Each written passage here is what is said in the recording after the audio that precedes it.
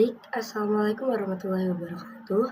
Pada kesempatan kali ini, kami dari kelompok 5 ingin mempresentasikan mengenai tingkat harga umum akuntansi.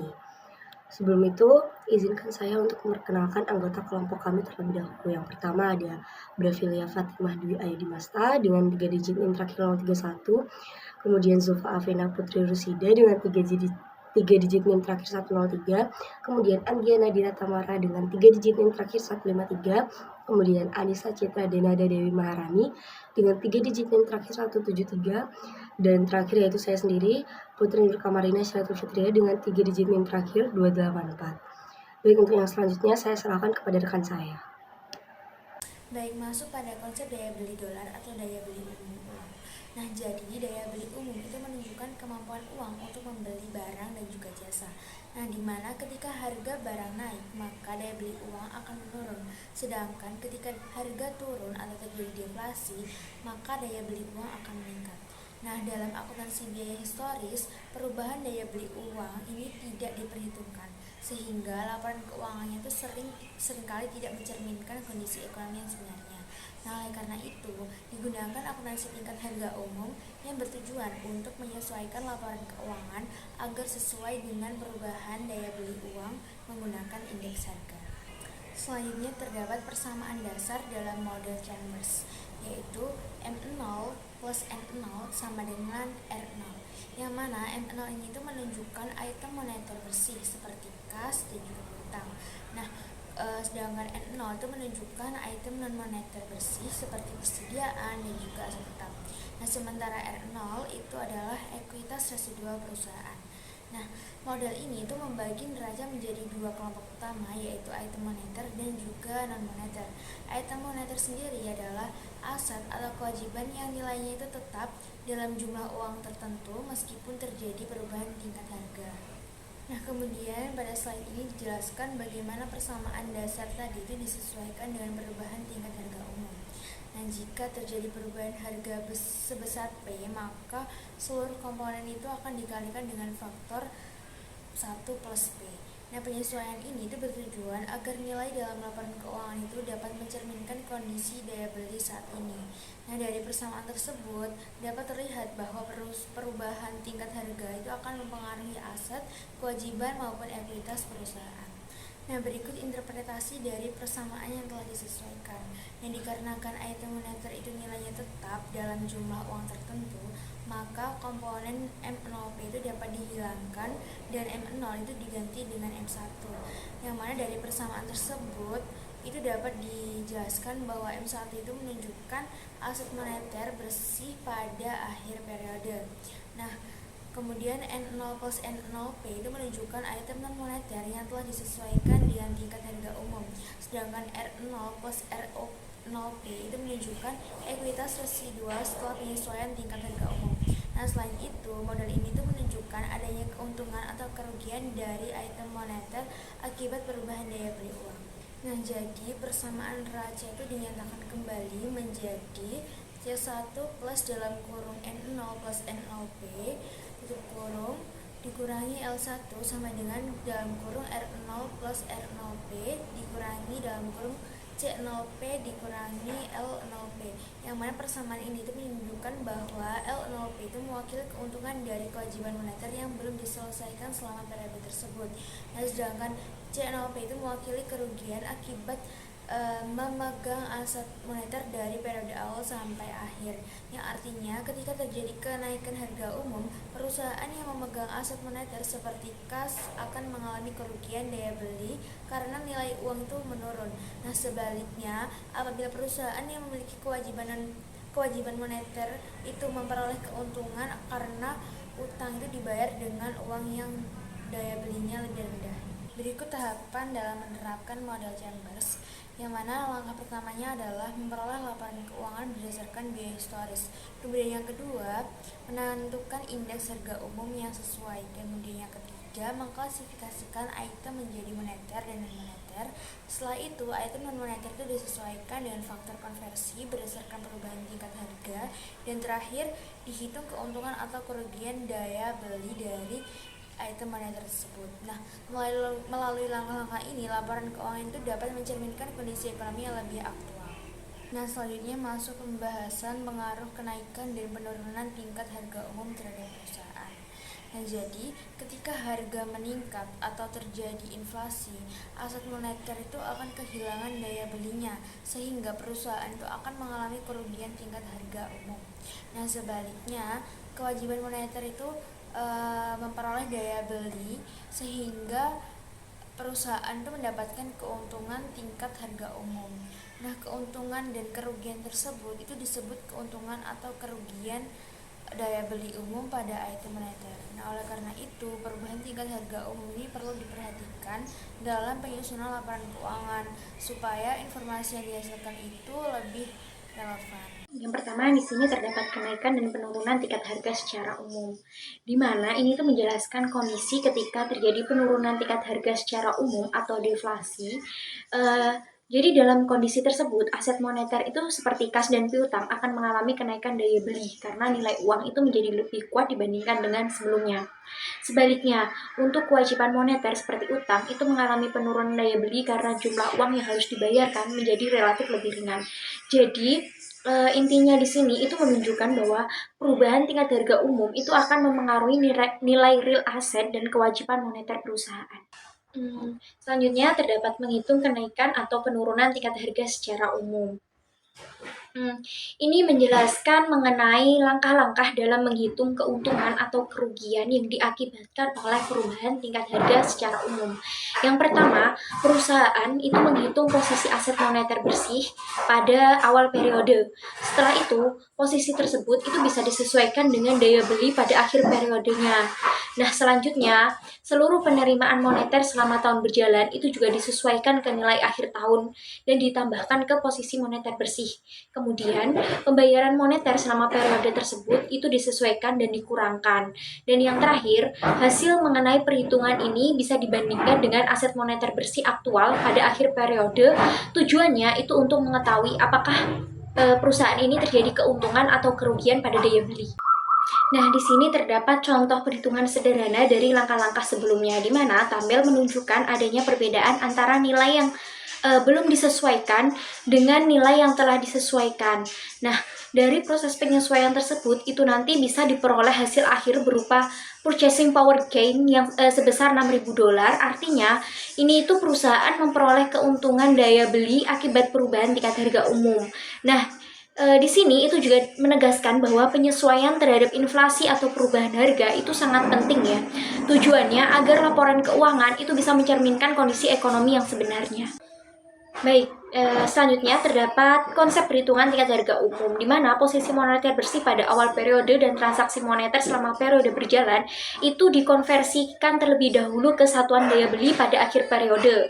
Nah, setelah itu hasilnya nanti itu dibandingkan dengan posisi moneter bersih yang sebenarnya pada akhir periode. Selisih antara keduanya itu merupakan keuntungan atau kerugian yang diakibatkan oleh perubahan tingkat harga umum.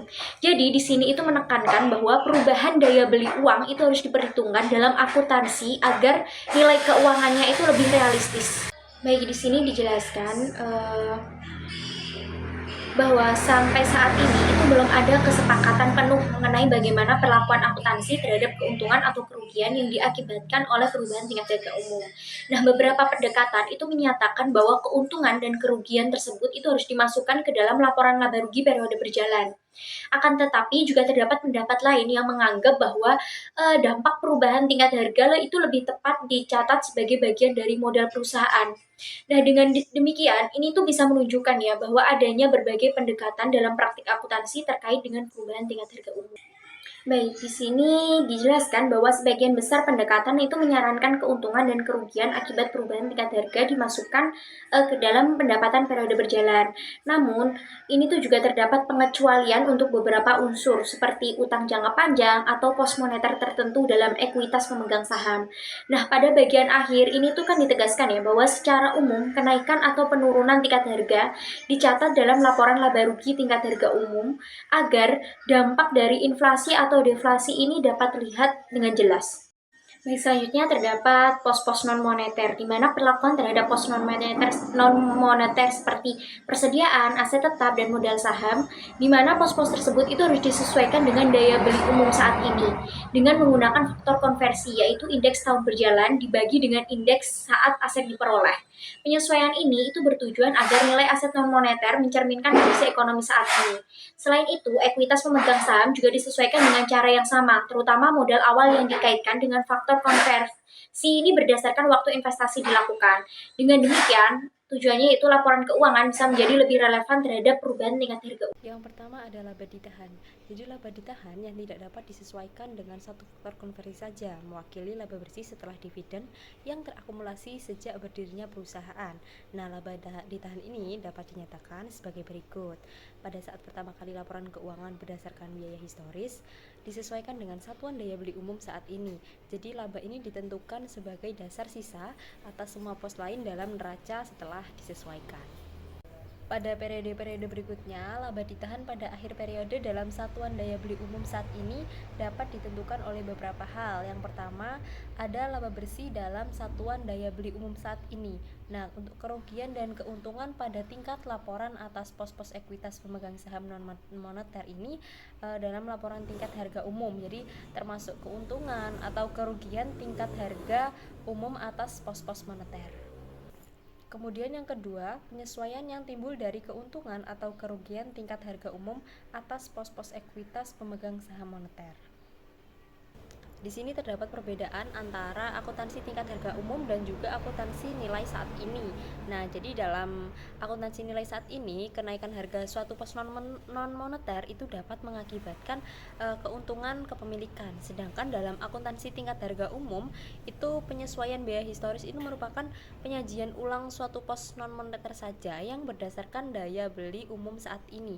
Nah, jadi di sini tidak ada keuntungan atau kerugian yang dapat diakui. Terdapat perbedaan antara pos moneter dan juga pos non-moneter.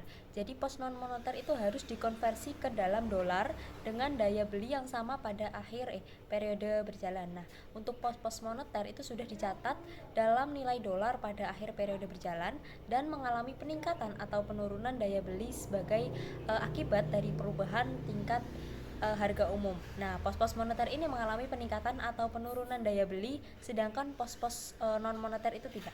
Di sini ada pos moneter. Jadi pos moneter ini sebagai pos yang nilainya ditentukan oleh kontrak atau ditetapkan dalam satuan dolar atau mata uang lokal apapun. Nah, terlepas dari perubahan harga barang tertentu atau tingkat harga umum.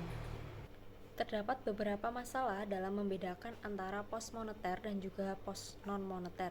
Jadi ada masalah yang muncul karena beberapa aset dan liabilitas itu mungkin memiliki karakteristik baik pos moneter maupun pos non-moneter.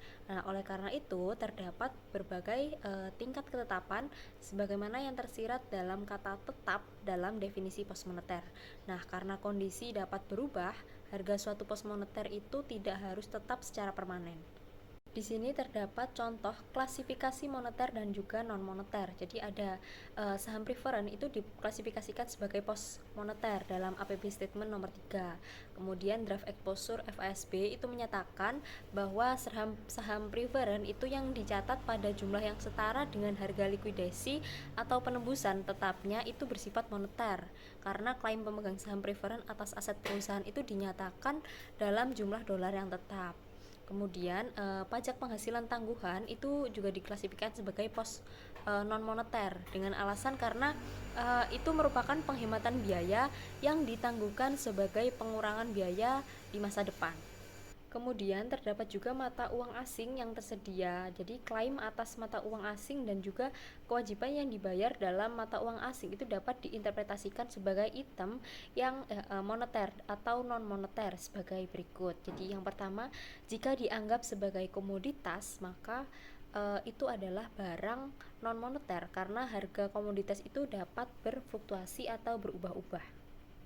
Kemudian jika dianggap serupa dengan barang-barang mata uang domestik, itu dianggap sebagai barang-barang moneter. Selanjutnya, ini ada sudut pandang yang lebih logis adalah mengklasifikasikan barang-barang mata uang asing sebagai berikut. Jadi yang pertama ada moneter, itu dinyatakan pada kurs penutupan dalam laporan keuangan biaya historis. Ya, yang kedua non moneter itu jika dinyatakan pada kurs historis dalam laporan biaya historis, laporan keuangan biaya historis. Nah, utang jangka panjang itu dalam mata uang asing dapat diartikan sebagai utang moneter atau non moneter. Jadi, utang itu akan dianggap sebagai utang moneter jika dinyatakan pada kurs penutupan. Dan yang kedua, utang tersebut akan dianggap sebagai non moneter jika dinyatakan pada kurs historis. Baik, pada saat ini kita akan membahas mengenai contoh klasifikasi moneter dan non-moneter, khususnya pada utang konversi. Jadi, pada utang konversi itu dianggap memiliki karakteristik moneter sekaligus non-moneter karena instrumen ini itu dapat berubah menjadi saham di masa mendatang.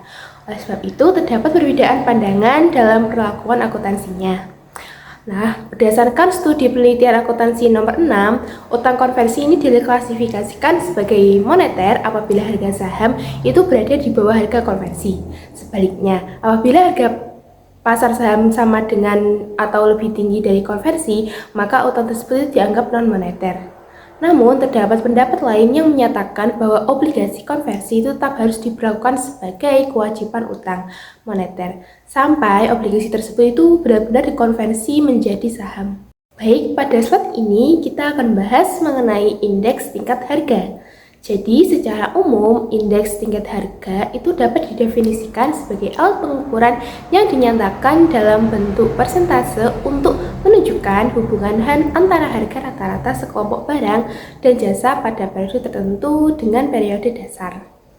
Nah, indeks tingkat harga itu digunakan untuk membandingkan perubahan harga dari satu periode ke periode lainnya, baik secara umum maupun secara khusus pada sektor tertentu. Nah, komponen dalam rangkaian pengukuran tersebut itu disebut sebagai angka indeks harga. Dalam praktiknya, indeks tingkat harga umum itu disusun berdasarkan berbagai jenis barang dan jasa. Sedangkan indeks tingkat harga khusus itu hanya berfokus pada barang atau indeks tertentu. Nah, pada saat ini itu ditampilkan simbol-simbol yang digunakan untuk mewakili 4 rumus dasar indeks harga. Nah, simbol-simbol tersebut itu digunakan untuk mempermudah perhitungan dalam menentukan perubahan tingkat harga dari waktu ke waktu. 4 rumus dasar yang akan dibahas selanjutnya itu meliputi rumus Lacey-Peirce, Pesci, bobot tetap, dan Visser.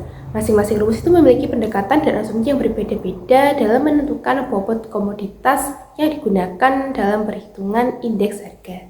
Selanjutnya adalah rumus Lacey-Peirce. Nah, rumus Lacey-Peirce ini mengasumsikan bahwa indeks harga itu dihitung menggunakan jumlah tertimbang harga periode saat ini dibandingkan dengan harga periode dasar, dengan bobot berupa jumlah komoditas pada periode dasar. Artinya, ini jumlah barang yang digunakan sebagai dasar perhitungan itu dianggap tetap mengikuti kondisi pada periode awal. Metode ini tuh banyak digunakan karena lebih sederhana dan mudah diterapkan, terutama untuk mengukur perubahan harga dari waktu ke waktu. Pada saat ini dijelaskan mengenai rumus pasca. Berbeda dengan rumus Lacey-Peirce, rumus pasca ini menggunakan bobot berupa jumlah komoditas pada periode saat ini. Dengan demikian, perhitungan indeks itu lebih menyesuaikan kondisi aktual yang terjadi pada periode berjalan. Metode ini tuh dianggap lebih realistis karena mencerminkan perubahan pola konsumsi masyarakat. Akan tetapi, datanya itu lebih sulit karena harus mengetahui jumlah komoditas pada periode saat ini secara rinci. Oleh karena itu, rumus pasca ini memberikan pendekatan yang lebih dinamis terhadap perubahan harga. Selanjutnya adalah rumus bobot tetap. Jadi, rumus ini itu mengasumsikan bahwa indeks harga dihitung menggunakan jumlah tertimbang harga periode saat ini dan periode dasar, dengan bobot berupa rata-rata jumlah komoditas selama periode tertentu. Nah, dengan menggunakan rata-rata komoditas, metode ini berusaha mengurangi kelemahan yang terdapat pada rumus Lacey-Peirce maupun rumus pasca. Melalui pendekatan tersebut, hasil perhitungan indeks diharapkan dapat lebih stabil dan mencerminkan kondisi harga secara lebih seimbang. Baik, pada saat ini dibahas mengenai rumus Visser. Jadi, rumus Visser merupakan rata-rata geometris dari rumus Lacey-Peirce dan pasca. Oleh karena itu, metode ini sering dianggap sebagai indeks yang lebih ideal karena menggabungkan kelebihan dari dua metode sebelumnya. Rumus ini tuh mampu memberikan hasil yang lebih akurat dalam mengukur perubahan tingkat harga karena mempertimbangkan baik kuantitas maupun pada dasar maupun kualitas periode saat ini. Namun perhitungan ini itu relatif lebih kompleks dibandingkan metode lainnya. Pada saat ini kita akan membahas mengenai akuntansi tingkat harga dan daya beli. Jadi, akuntansi tingkat harga umum menggunakan faktor konversi berdasarkan harga perubahan indeks tingkat harga umum untuk menyesuaikan nilai uang dari suatu periode ke periode lainnya. Dalam penerapannya, perusahaan itu perlu memilih konsep daya beli dari indeks tingkat harga yang paling sesuai agar hasil penyesuaian dapat mencerminkan kondisi ekonomi yang sebenarnya. Jadi pada saat ini itu dijelaskan mengenai konsep daya beli menurut Hendriksen. Hendriksen mengemukakan 3 konsep daya beli, yaitu daya beli secara umum, daya beli perusahaan, dan daya beli pegadaian khusus. Daya beli umum itu diukur menggunakan indeks tingkat harga umum dan dianggap paling relevan karena mencerminkan perubahan nilai uang secara keseluruhan dalam perekonomian. Melalui konsep-konsep tersebut, akuntansi dapat memberikan gambaran yang lebih realistis mengenai kondisi keuangan perusahaan di tengah perubahan tingkat harga. Baik, selanjutnya yaitu pilihan tingkat harga umum indeks, di mana di sini membahas tentang indeks tingkat harga umum yang digunakan dalam akuntansi tingkat harga umum untuk mengukur perubahan daya beli uang akibat inflasi. Nah, beberapa indeks yang umum digunakan adalah CPI atau Consumer Price Index atau indeks harga konsumen, di mana mengukur perubahan harga barang dan jasa yang dikonsumsi masyarakat. Yang kedua ada indeks harga grosir, di mana mengukur perubahan harga pada tingkat grosir. Kemudian indeks biaya konstruksi komposit, di mana digunakan pada sektor konstruksi. Kemudian Implicit Price Deflator atau IPD, di mana mengukur perubahan harga seluruh barang dan jasa dalam perekonomian. Jadi dalam akuntansi tingkat harga umum, perusahaan ini membutuhkan indeks harga sebagai dasar penyesuaian laporan keuangan agar nilai uang dari periode berbeda bisa dibandingkan secara adil. Kemudian selanjutnya yaitu pemilihan indeks tingkat harga umum. Nah, di mana menjelaskan 2 indeks utama yang sering digunakan yaitu CPI dan IPD. Nah, CPI di sini menggunakan metode bobot tetap, juga fokus pada barang dan jasa yang dibeli konsumen, serta menggambarkan perubahan biaya hidup masyarakat. Nah, kalau IPD menggunakan bobot yang berubah mengikuti kondisi ekonomi, dan juga mengukur seluruh barang dan jasa yang diproduksi, serta ruang lingkupnya itu lebih luas dibandingkan dengan CPI. Jadi pemilihan indeks ini penting karena hasil penyesuaian laporan keuangan akan berbeda tergantung indeks yang digunakan. Selanjutnya yaitu keterbatasan CPI dan IPI atau IPD, di mana di sini membahas kelemahan masing-masing indeksnya.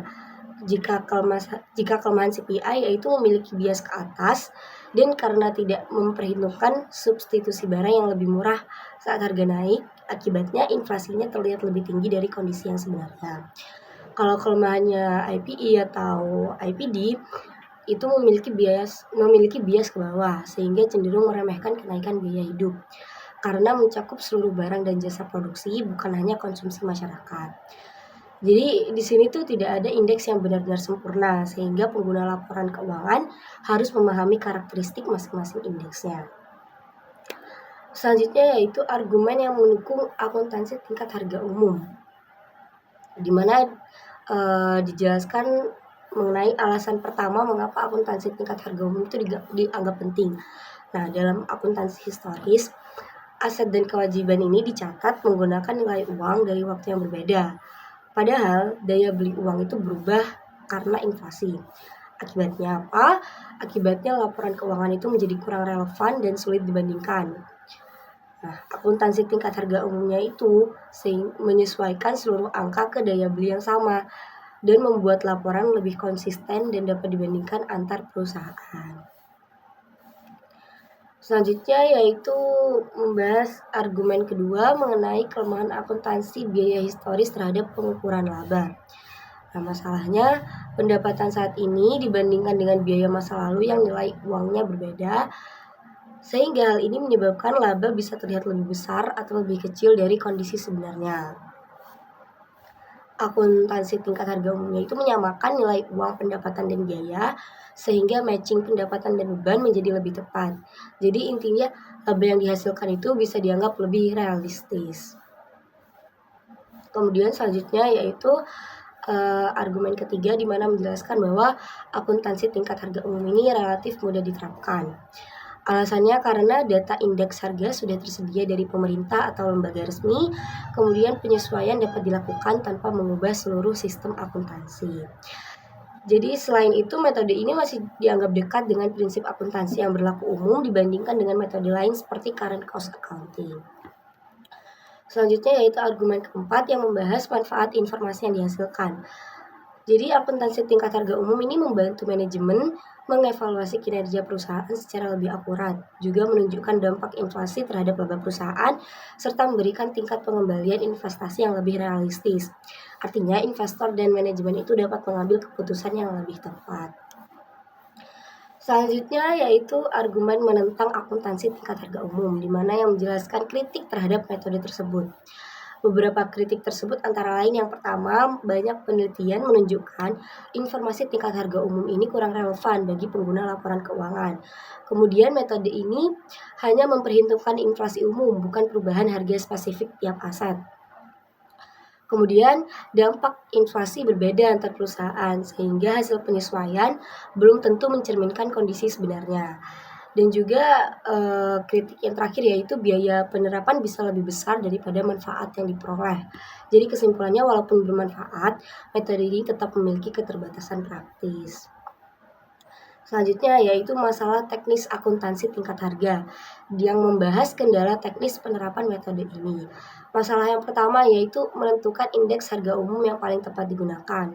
Kemudian masalah yang kedua, perusahaan itu harus bisa membedakan di mana item moneter itu berupa kas piutang dan utang, juga item non moneter di mana berupa persediaan dan juga aset tetap.